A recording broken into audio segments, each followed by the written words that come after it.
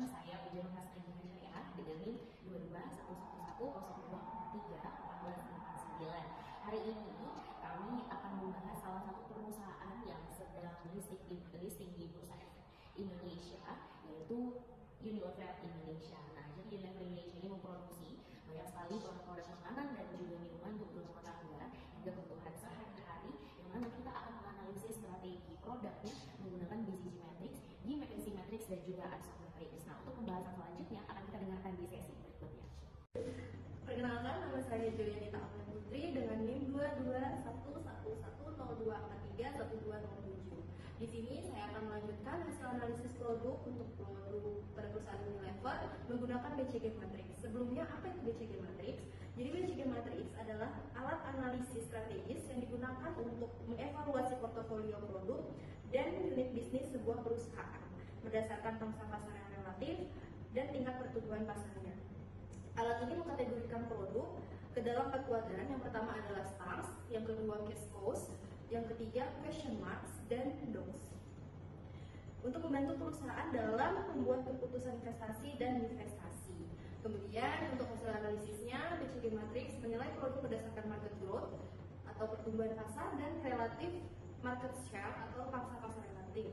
Hasil analisis pada perusahaan Unilever yang sudah kami diskusikan, yang pertama adalah kuadran stars, yaitu tinggi pangsa, tinggi pertumbuhan. Untuk produknya sendiri adalah produk Lifebuoy dan Dove.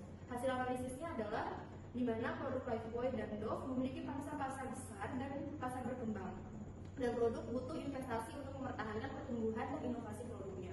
Yang kedua, untuk kuadran cash cows, tinggi pangsa atau rendah pertumbuhan. Untuk produknya yaitu Blue Band dan Starlight. Hasil analisisnya adalah pangsa pasar stabil, pertumbuhan rendah, menghasilkan cash cost yang tinggi yang dapat digunakan untuk membiayai stars dan question marks. Maksudnya untuk membiayai produk yang ada di kuadran stars dan question marks. Yang ketiga, untuk kuadran question marks, rendah pangsa dan tinggi pertumbuhan. Untuk produknya sendiri adalah Molto dan Royco. Hasil analisisnya adalah pangsa pasar rendah, tapi tumbuh pasarnya cepat. Yaitu pada produk tersebut perlu adanya keputusan dan investasi agresif atau divestasi. Yang keempat, Dove, yaitu rendah pangsa dan rendah pertumbuhannya.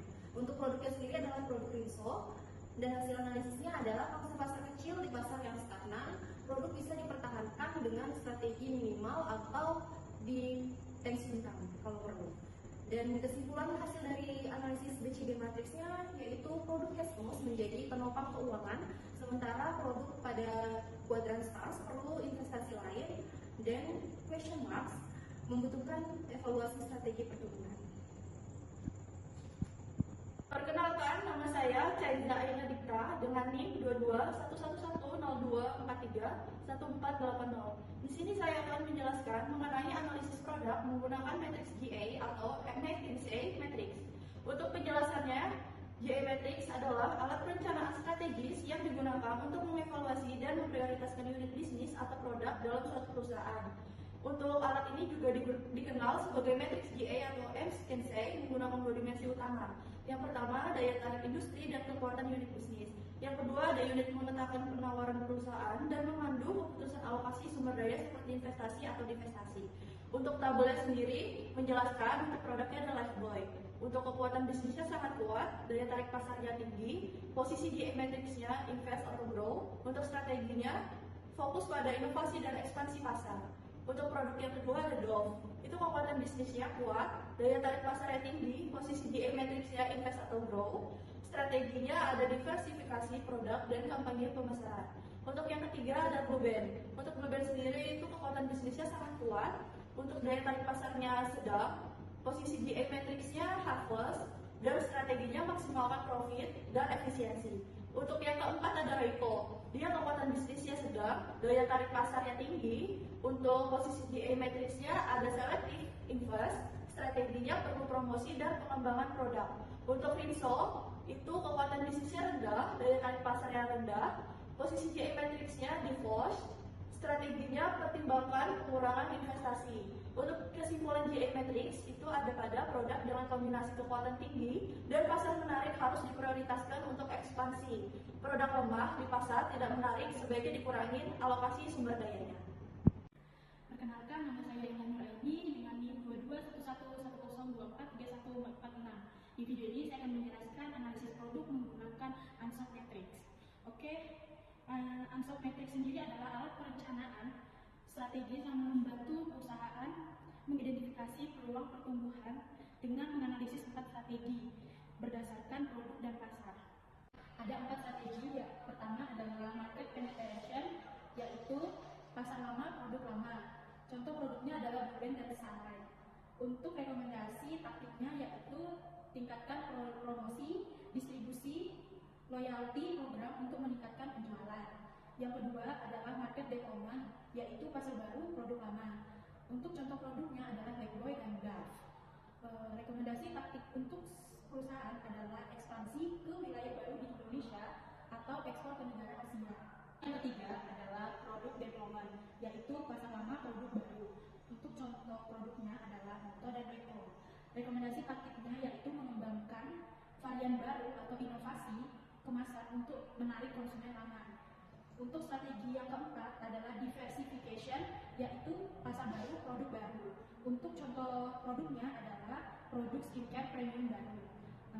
Untuk rekomendasi taktiknya adalah masuk ke segmen baru seperti skincare atau teknologi beauty untuk menarik konsumen muda.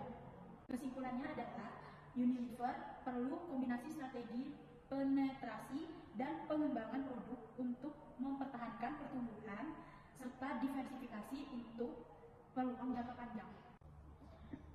Perkenalkan, nama saya Safiana Dewi dengan NIM 221102431108. Jadi, kesimpulan yang kami dapat dari 3 strategi produk Unilever adalah produk kas pos seperti Blue Band, Sunlight mendukung kas perusahaan dan bisa digunakan untuk mendanai produk atau unit ekspansi. Produk star seperti Blackboy, Dove membutuhkan investasi berkelanjutan untuk mempertahankan pertumbuhan dan dominasi pasar. Produk question marks seperti Moto, Raiko perlu evaluasi apakah akan diinvestasikan lebih agresif atau diputar strategi agar menjadi star.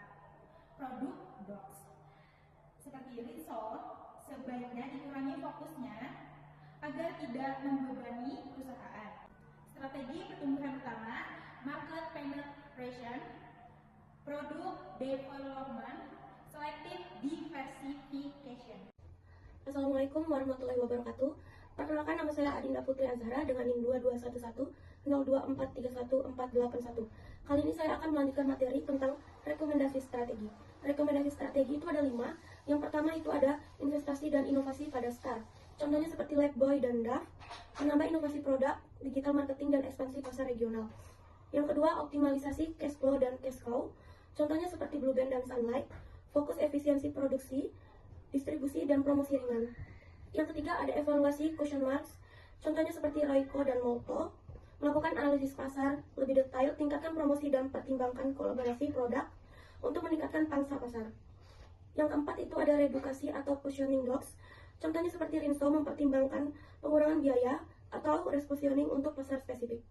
Yang kelima itu ada diversifikasi dan produk baru. Contohnya seperti menciptakan lini produk baru di segmen sehat, di premium atau digital. Misalnya seperti skincare atau produk organik untuk menjangkau konsumen baru. Sekian, terima kasih.